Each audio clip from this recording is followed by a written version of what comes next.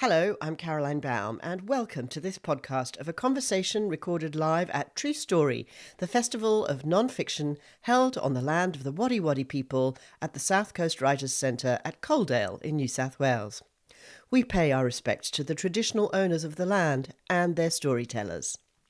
Memoirist Ailsa Piper had several false starts and long periods of not writing still life, her elegiac account of the sudden death of her husband and the gradual decline of her father.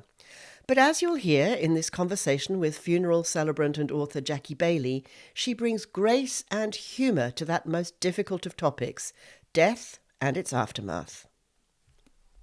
When Caro wrote the blurb about this session, she said that we would talk a bit about things like ritual and belonging. And so I was like, okay, scribbling that down. Okay, that's what we're going to talk about. Because you could basically talk about pretty much anything from, peregrines, seahorses, ocean swimming, the acting life. Like you could talk about pretty much anything. It's all in this beautiful book. But I do want to ask you, just to set the scene for people who might not have read the book before or may not have heard, an interview with you about it, a little bit about how you did come to write the book and why. Sure, Jackie, yeah. So 10 and a bit years ago, I was on the road talking about a previous book and I was up in Sydney and life was pretty hunky-dory. I was staying with my friend Amanda Muggleton. Do you know Amanda Mugglebum, the actress? Yeah, I was staying with Muggles anyway. And life was grand. And Peter and I were in the process of thinking about maybe moving house. It felt like everything was possible. And one Sunday evening, Amanda was watching the Midwife program on the ABC. And yes, I know, I can never remember the title. It's a midwife, I don't know. Anyway, and I was trying to call home and I didn't get an answer, and eventually I got my neighbour to go in to our house, and it turned out, we thought at the time that it was a heart attack. Even though our neighbour was a GP, he didn't pick it. Peter had a massive hemorrhage. And so my world just fell apart very quickly with no warning. He had no brain issues. There was no sign. So the next day I flew home early, and what I found was a still life on our table. Peter had gone, they'd taken him in the night. And on the table was what really felt like a picture of my last 28 years of living with Pete. There was his Oxford English Reference Dictionary open to a particular page with words and squiggles and underlinings on it. This was something Peter had done every day, pretty much always since I knew him. He would spend half an hour just flicking through a dictionary, finding words that enticed him. He took enormous pleasure in language, and it was something we shared. The other thing was a pile of French books, because every day he'd do half an hour of French grammar. He loved the French language. He called himself a flaneur. On his business card it said actor and flaneur.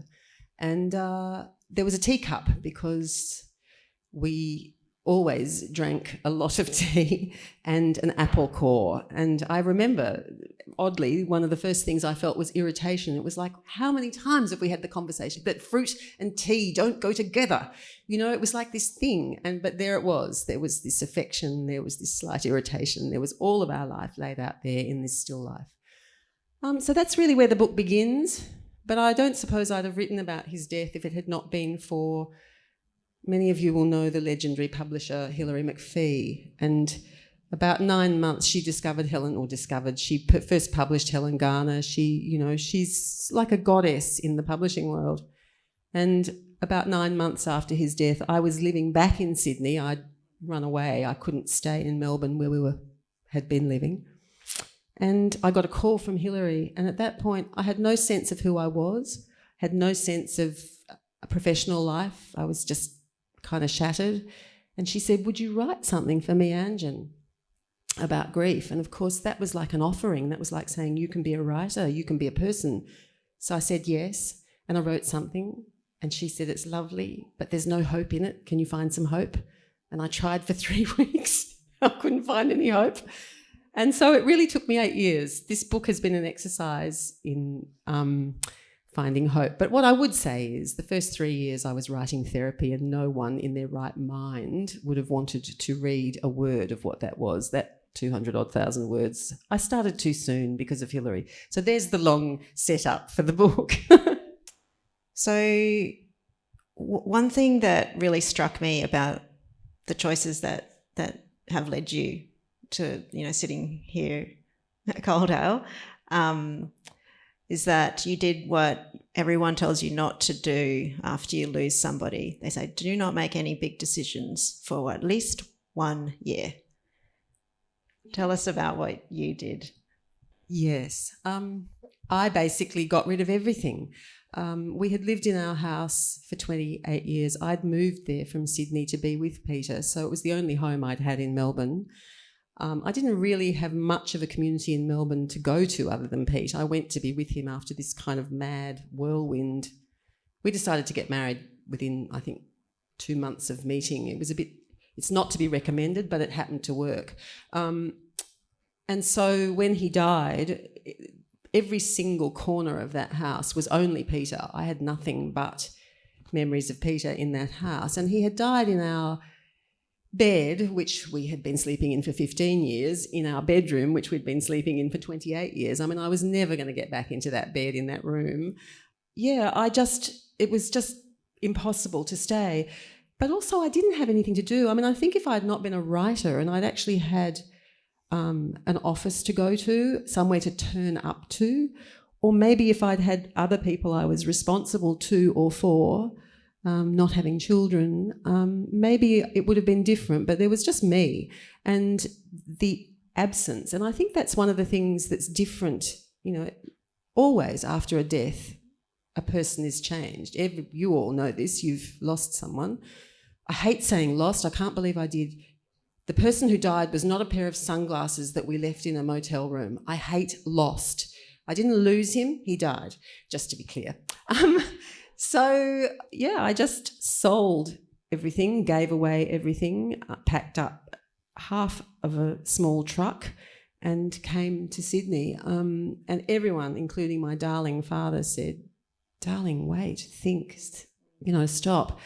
But for me, I couldn't move to the kettle without seeing Peter there. And that is the difference when someone you live with, whether it be, anyone who, if I can say this in forgiveness of the people who say it's like losing a dog, the thing about an animal is, like a partner or someone you share a house with, they're in your daily quotidian experience of being alive. And so the absence is potent because you can't get away from the absence. So I did get away from the absence. I ran to Sydney. I mean, I love that. It's like you give permission to that really strong urge to move. I think about grief as something that you don't move on from, but you do move. You do need to move. But we'll get to that and how, in the ways in which you've decided to move after your husband died. So given that you sort of threw your whole life up in the air, essentially, after Peter died, I'm really curious about what you think about the role of ritual in your life and how you might have incorporated that to ground yourself and to anchor yourself. I'd like to ask you to read a short bit from your book where you do touch on ritual. Yes. Our Christmas days were quiet. We'd celebrate with breakfast, which was my mother's tradition. That began from necessity when, as children, my brother Brett and I would go to Dad for Christmas lunch. My parents were divorced. But I kept it up when I left home. The menu was hers too. Scrambled eggs, toast and a dish of onions, tomatoes, basil and black pepper, cooked until it's almost the consistency of chutney. Tea, of course, multiple cups. Then, when breakfast was done, gifts. Peter and I always gave each other a book. When do behaviours become rituals? When does something evolve into a personal tradition? Something you can't imagine dishonouring. Christmas without a book was unthinkable. Thank you. I guess I also want to know, what do you do on Christmas now? Does it still involve books and tea? Yeah, an amazing thing happened. You know, writing's a really interesting life choice because, particularly if you write memoir, you invite people into aspects of your life and you don't know how they'll be picked up. So within about a year of moving to Sydney, I was invited to write a quite long Christmas reflection by The Australian. It's actually the only thing I've ever written for The Australian. They obviously decided they didn't want me back. But anyway, and I detailed this Christmas ritual of the book. And a bookseller read it. She was then working at a bookstore in Sydney and she contacted me and she said, I'm going to do your Christmas thing for you. I'm going to pick a book for you each year and I'll wrap it and you can come and pick it up a couple of days before Christmas. And it was the most amazing thing because I do still do the same thing. I have breakfast. I do it on my own. I have breakfast. Now I go for a swim and I read all day. I do go for a little walk to see what the current Christmas kids present is. There's always something.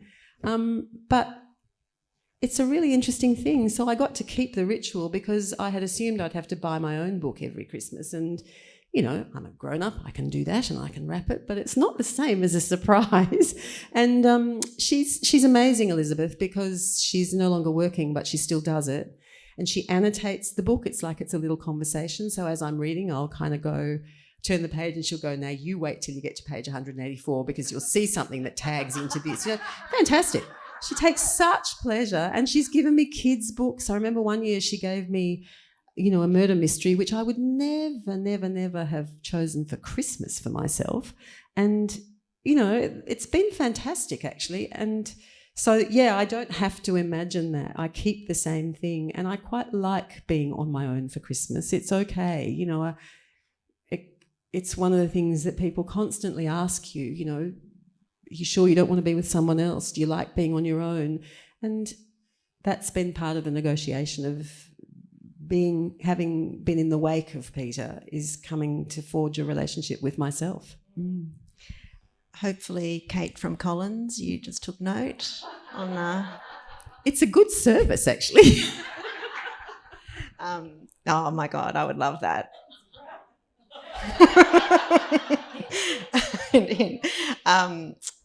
So I notice in the book you talk about this ritual of watching, I won't give away too much, but watching particular birds on live cam, which is super weird to me, but it's very poetic in the book as an example of the kind of rituals that you now engage in.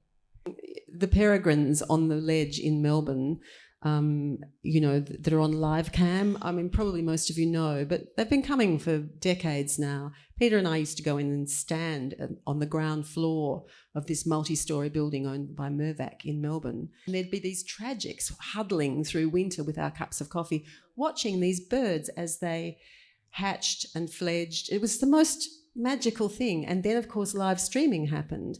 And during the long lockdown that we had, I had the live cam on 24/7 because I was on my own and they became family. And my sisters were in Melbourne, so I had the sound of Melbourne. So I wouldn't necessarily call that a ritual so much as a sort of a slightly weird obsessive behaviour. But rituals... Your words. But rituals, I think, are really important. And I think it's important to recognise them as ritual. I grew up Catholic, but I don't practice anything like that anymore. But I still, every night, I'm sorry, Pete, I still do it. I light far too many candles. And I love to sit in the candlelight, and the blowing out of the candles before bedtime is something deeply comforting to me and deeply built into me now. Caro and I have talked about the act of throwing open and closing curtains, that it's not just a thing that you do. If you do it daily, you know, if you do that thing, it's genuinely a kind of a prayerful, if you want to use that word, action of welcoming the day or farewelling the day or welcoming the night, you know. So I actually, and the other thing I do, I think that is a ritual, but it's a kind of it's a ritual that I don't do every day, but I create these still lifes around my home. And I think it's partly because I wanted to be an artist, a visual artist. I have a deep love and admiration for the visual arts. but I create little still lifes and I move them all the time. I'm constantly rearranging things to tell different stories. So, you know, I'll put a seahorse skeleton next to a little nest that I've found, and I'll place that next to a small picture that someone's given me and something else. And that'll tell one story, but then I'll think, oh, actually I want to put that next to that matchbox from there. And there's something about me deciding how I'll tell a story that's about those little framed still lifes around my house. I mean, lots of people do it, but I do think of it in that way. As sort of what you described in terms of those rituals sounds to me like they really incorporate intention, attention, and there is still connection as well because you're communicating in a way. And I love that whilst you were describing your ritual, you talked to Peter. Sorry, Pete. And you do that in the book as well. There's this book by a father and daughter who are both psychological researchers. They wrote a book called Mortals, How the Fear of Death has shaped our society. And they, in their book, say that people who still talk to their person after they've died, recover better, basically. So I wanted to ask you a little bit about that little habit. Is that a bit of a habit? And can you talk a little bit about what that brings you? I talk to a whole galaxy of people up there because one of the things a therapist once said to me is, dear God, you've had an awful lot of death in your life. And I kind of went, have I? Because it always strikes me as odd when I meet anyone who hasn't, actually. I think anyone who gets to 40 really and hasn't been deeply marked by death is lucky.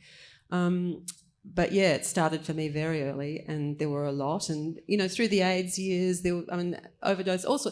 But yes, Pete, I talk to Pete all the time, and I talk to my mum and my dad and my darling old mate Keith, who he died 6 months ago, and we had a shared thing, which was that when we were going to find a car park, the patron saint, this is actually useful information for all of you, the patron saint of finding a good car park is called Gloria. And as you arrive, Keith used to say that you're not allowed to say, please, Gloria, can I have? You have to thank Gloria in advance for providing the perfect car park. Manifesting. It was so not Keith. He was so cynical. But anyway, and so I'm telling you, I approach a car park and it's like, thank you so much, Gloria. I know that you've got me the perfect car park outside the Coaldale Hall, and she has. And then I tend to say, I hope you're watching over this, Keith, get it right. And then I say, Pete, could you have a word? That's literally like, Mum, are you there? There's a whole conversation going on. And in fact, someone said to me yesterday, do you think you'd like to, live with someone again? And I thought, I live with so many people. And I'm chatting to them all the time. Yeah, I love that. Yeah, I always, from the perspective that I have with the work that I do, I always tell people that someone dies, but you're still in relationship with them. That relationship, they just can't talk back. That's all. But can they? Well, I'm not so sure about that. Sometimes, although I don't hear voices, but sometimes, yeah. I'll tell you one thing. I've never spoken about this out loud before, and actually Lisa, who lives below me, is here. So anyway, I think it was the first or second Christmas after I'd moved into my place in Sydney. I moved in exactly a year to the day after Pete died into this flat, and it was a bit weird, and I didn't know whether I could start a new life Anyway, I moved in. And that Christmas, so that was in May, and that Christmas, I don't know why, I'd got it into my head that I should make food for Peter for Christmas. So I set the table and I lit candles and I cooked something and I put the 2 plates, and Fran knocked on the door, my neighbour from across the street. So I'm standing at the door like this, hi Fran, how are you? Because I thought, I can't let her see that there's 2 plates here. So you can cook for the dead as well. The Balinese do it. No, that's that's actually a tradition in Hindu culture, for example. You keep setting the place and gathering for meals. You might put like a photo on the plate or something of that person. Yeah, because you don't. It would be rude, right? Not to, in a way, sort of. So what I want to ask you about is this idea of finding a home. So you just shared with us that you actually moved in on the anniversary of your husband's death into your new home in Sydney, the same home that you're still living in. Yeah, which is all sorts of symbolic. Yeah, so I wanted to ask you, if you don't mind, doing a little bit of a reading about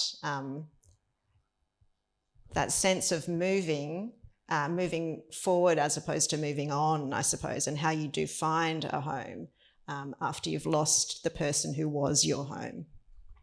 So you meet me at this point when I'm standing on the beach where I learned to swim, and I've got a seahorse in my hand. There's a net, a shark net, Nielsen Park, for those of you who know it, and the net's been pulled in, and they do it once a year. It's my favourite thing. And you go down, you can help the rangers, you pull the seahorses off the net and we count them, and then they get released. It's just like heaven. But seahorses, you know, they have a whole thing for me of memory and a whole heap of resonances. But one of the things to know is that seahorses dance when they meet. They do a kind of a dance of courtship. So I'm holding him. Will this forced removal from his home affect those memories in the way that Alzheimer's patients can be disrupted when they're moved into care? Dad is now so physically debilitated that he can barely walk more than a dozen paces without a breather, but his mind is razor sharp, and his greatest fear is of being uprooted from his modest unit. I just want to stay put, he says. I know who I am here at home. It's a big claim, and one I can't make with any confidence. When I uprooted from Melbourne, did I lose pieces of myself? Maybe I wanted to reclaim a self that was not part of Peter. But can there be such a self? After all, my identity was entwined with his for almost all my adult life. Thank you, Ailsa. It's really it's a beautiful passage, and also that you're quoting your dad there.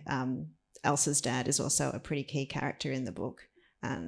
Sounds like a really great guy. Anyway, I'm not. My father stole this book. Totally. He stole it out from under everybody. It's kind of, everyone talks about Dad. Which he was such a darling. Just seems appropriate to me. He, at his stage of life, wants to just stay at home. You, in your stage of life, when you're describing about moving into the new place in Sydney, all you wanted to do was get away from that home because it held so much for you.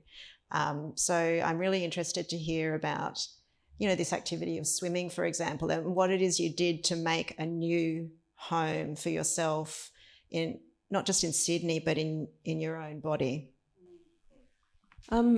The swimming thing sort of happened, I would say, almost instinctively. So I was at Amanda's place again.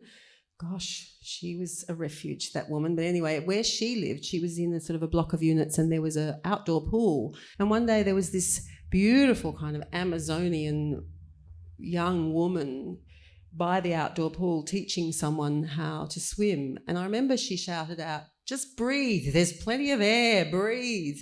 There was something about that thing of there's plenty of air. And I just walked up to her and said, "Could you teach me to swim?" Because I know it's un-Australian, but I had never learned to swim. I grew up in the Red Desert.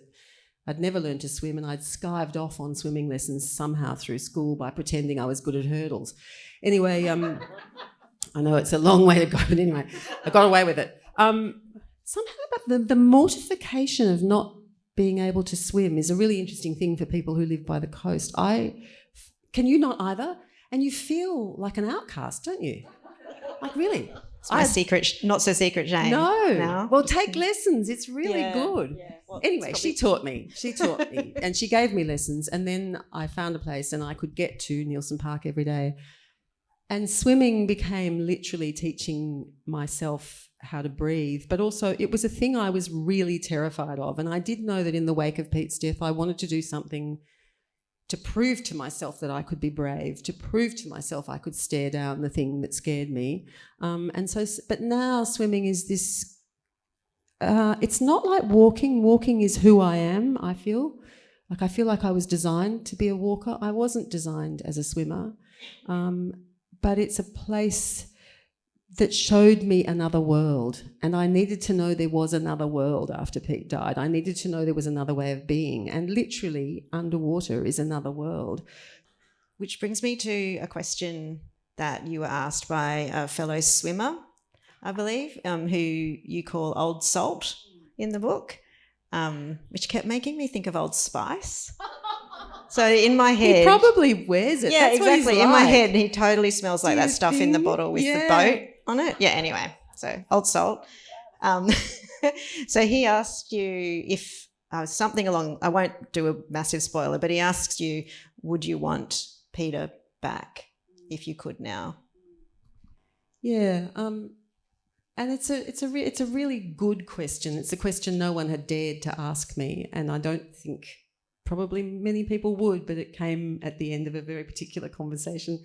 And my answer was, I don't know, because, you know, the person who fell in love with Peter was not the person Peter was in relationship with when he died.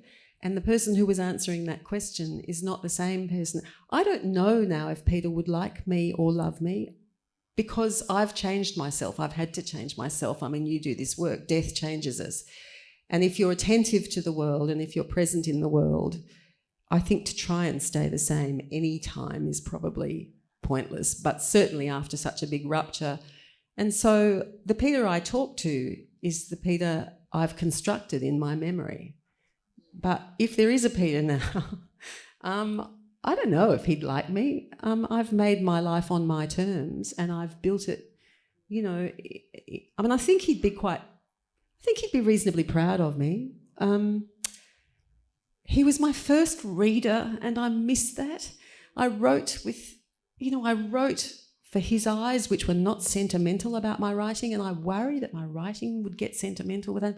But no, I don't know if I would. I don't know if he walked in now as who he is now, if I would look at him the way I first did and went, well, you're mine, clearly.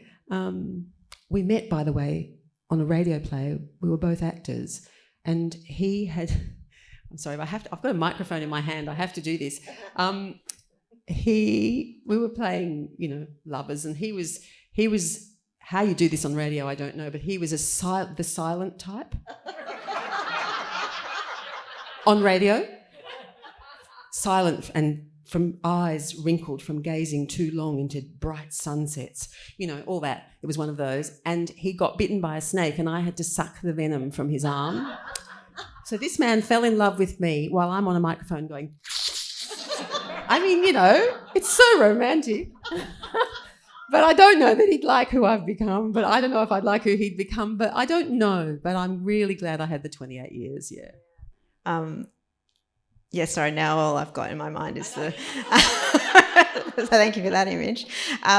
But I just love that you write about... you even wrote about the question and your answer, honestly, because it is something that, you know, people...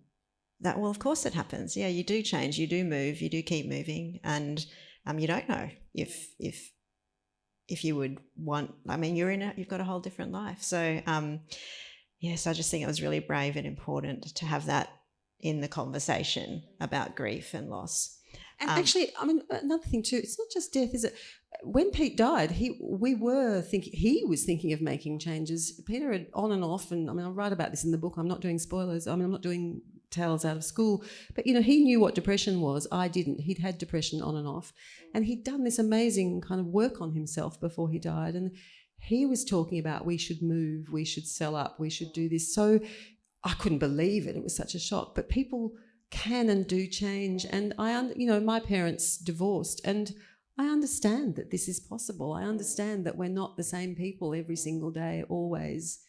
And it's sort of a miracle, I think. You know, I think about people who have marriages of 50 and 60 years, and I think it's a real miracle and beautiful that they hold each other's changes for all that time too. One of the things that you also talk about in the book is your notion of repair. And one of the things in this book, which I love as a writer, is all the use of words, dictionary definitions. I love it. I love a word structurally, etymology, way to go. So I love that. But also I love the words. And one of them that you define is repair. So would you mind? Thank you. The reason there's some dictionary definitions is sort of Peter. It's that first still life. I live with his dictionary every day. I open it up, and one of the great shocks is that there'll be a word underlined and I'll think, why did you like that? What was it about that word? I still feel like I'm finding out stuff that was interesting to him that we hadn't talked about, and it's quite a shock and quite irritating at times. But anyway, this chapter is repair. 1, restore to good condition after damage or wear. Once I watched an art restorer tending to a still life of full-blown roses. It was not a masterpiece, but she took such care, dabbing with her cotton bud while speaking of the privilege of putting damage to rights. It has something of the devotional about it, she whispered. I thought of Peter repairing my jug and Dad under the bonnet of his falcon. Tinkering, he called it, but it was restoration. 2, renovate or mend by replacing or fixing parts or by compensating for loss or exhaustion. For years, Dad would head off with fellow Rotarians to mend fences for widows. To 10-year-old me, such tasks seemed pointless, but when my heart and my fence got broken, I understood such acts for what they were, humble attempts to compensate for life's brokenness. 3, set right or make amends for loss, wrong, error, etc. The French word for repair is réparer. It suggests reparation. I prefer it. In my head, I hear the word amends. Repair, a widow's definition. Do you think you will find someone else? People are, I guess, asking if I want to repair. Sometimes on a hot day, I lie down among the angophoras with their twisting trunks and peeling bark and close my eyes, listening as sap rises and tiny creatures rustle. And there's a charge, a shiver through my body and into the earth. And the birds don't ask questions, just as the fish don't comment when I'm held by warm currents, limbs loose, open to the sky. In those moments, the someone else I find is myself. I don't know what repair looks like, but something at the edge of my vision tells me Dad, as he comes to the end of his life, is teaching me about that too.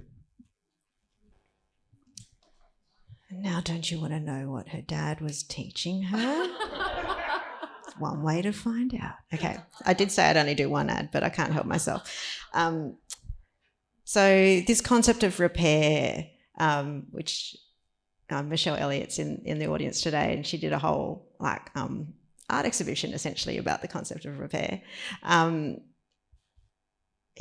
love the various ways that the word repair can be defined, and also that idea of repairing after the death of someone you love.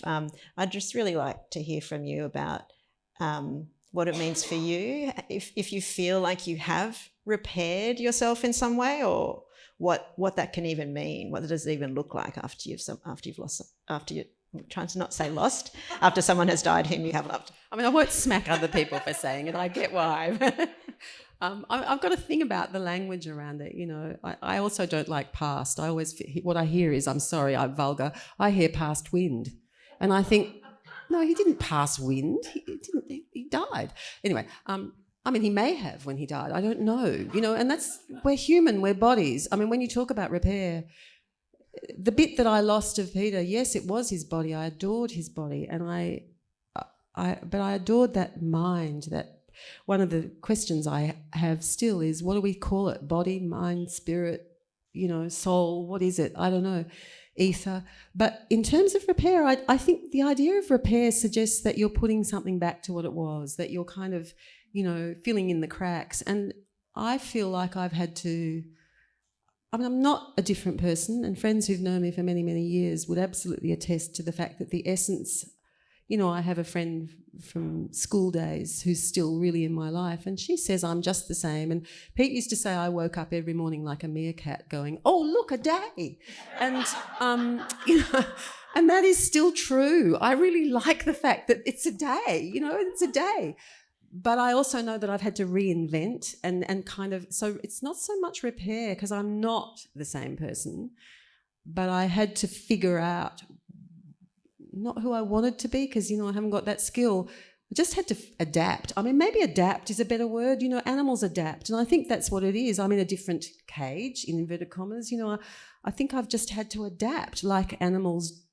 When that seahorse gets dropped into the bucket when we pick it off the net, it's gone from having that home, and you drop it into the bucket, and the first thing you see it do is kind of its weird little dance around the bucket going, where am I? What's this? And then it's going to get tipped into the seaweeds and it's going to make a home there. And creatures adapt. I mean, those peregrines, oh my God, watch them on that ledge. They're adapting beautifully. And the moment when they fly, I mean, they're on a ledge. It's like it's 35 feet down, floors down, and there is a moment. They stand for ages. Sorry, I get a bit overexcited about the peregrines. But they stand for ages on their thing, practicing like this. But then there's a moment where the peregrine actually has to go, well, this has to translate into out there. That's kind of what it's like, I mean, I just think there's a moment where you kind of have to stop flapping and go, I don't know. I mean, everything makes sense to me when I think about the natural world. Nothing makes sense to me when I think about humans, really.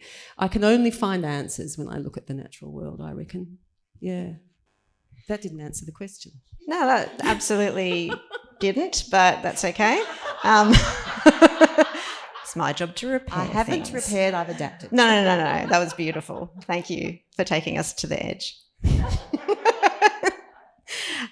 So I wanted to ask you, I've been really greedy about the readings. I want to ask you to do another reading, if that's all right, from page 333. Thank you. And that'll lead us into our next question. For so long I held back from happiness, not giving myself to it fully because Peter couldn't have it. But the watery, winged life I have made would not have been possible if you had lived, Pete. So I have to say thank you. I am grateful to swim through these waters and to wing it up here in the gods. I am grateful to you for all you gave me, including this life. Life. A 4-letter word made of 2 vowels and 2 consonants in perfect balance. It's the same in Italian, vita for vitality, vida in Spanish. In your favourite language, Pete, it's only 3 letters, la vie. So much in so small a word. Thank you. So when we were talking before we came out, and I was telling you how I was maybe going to introduce you, but then luckily I didn't have to, which was excellent. It meant that I got more time to make you read things. So I was saying, well, I was thinking of introducing you, not, performer and, author and stuff, although you are those things, but as a swimmer and a walker, because those really seem to be very close to your identity or coming identity or idea of identity. So I guess my question to you now is twofold. How would you have introduced yourself when Peter was still your living husband, and how would you introduce yourself now? Oh, that's interesting and quite challenging. I think it's not about work, because one of the things when you're travelling is no one says to you, what do you do? What they say is, where have you been and where are you going? And to me, that's what's interesting. Where I've been is incredibly lucky. My darling father referred to himself as the lucky man. Dad was the most singularly unlucky human being I have ever met. I'm not kidding. More deaths, more destruction, more loss of finance. There was nothing lucky about his life. But that was his story that he told. And I think the consistent thing for me is I do feel I've been lucky. And even in the 10 years since Pete died, I feel like I'm lucky. So the way I would introduce myself, I think, is not lucky, that's Dad. But I think I would introduce myself as someone who always recognises kindness. That's where I've been, and I hope it's where I'm going. This book, if it's nothing else, is is also the story of two very good, kind men. And I've always recognised kindness. I mean, I really feel like that's the great inheritance from my parents and my step-parents. You know, I had a lot of family. And I feel like that's the thing. And when I don't meet kindness, I am genuinely shocked, as opposed to what Rick Morton said, surprised, astonished, forget that. I'm shocked when the world's not kind, and what's happening at the moment shocks me deeply. So I think I would probably refer to myself as Ailsa Piper is a human being who recognises kindness. She always has been, and she hopes she always will be. All right, so I will get you to finish off this beautiful conversation, Ailsa, with that para from page 284. Thank you. Just before I read, can I just say thank you to you, Jackie, because Jackie's picked sections I've never read before. This one I have. This is what I feel like is the heart of the book.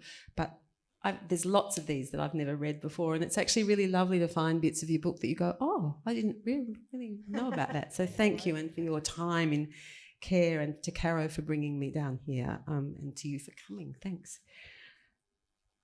This was written when I was in Perth with my dad, just before I was going to fly back to Sydney. Hello. On my final morning after I swim, I watch an osprey hanging in mid-air. Perhaps it has seen a rat in the salt bush and is keeping watch, but it looks more like pure pleasure suspended there, wings barely beating, supported by upward gusts. If our ancestors and beloveds, those we knew and those who came before, really do dissolve and dissipate, and if their cells really are all around us, then that bird is held there by Mum and Peter and Robin and my grandmother Molly and Ning and Grandpa and great-great-grandparents and billions of others of the long dead. The osprey, on its updraft, is kept aloft by absences. Perhaps I am too. Very good, very beautiful. This conversation was recorded by Two Heads Media for True Story. Thanks to co-curators Sarah Nicholson and Genevieve Swart, and to the Illawarra Flame for ongoing support. The festival is held every spring in November, and we hope to see you there next time.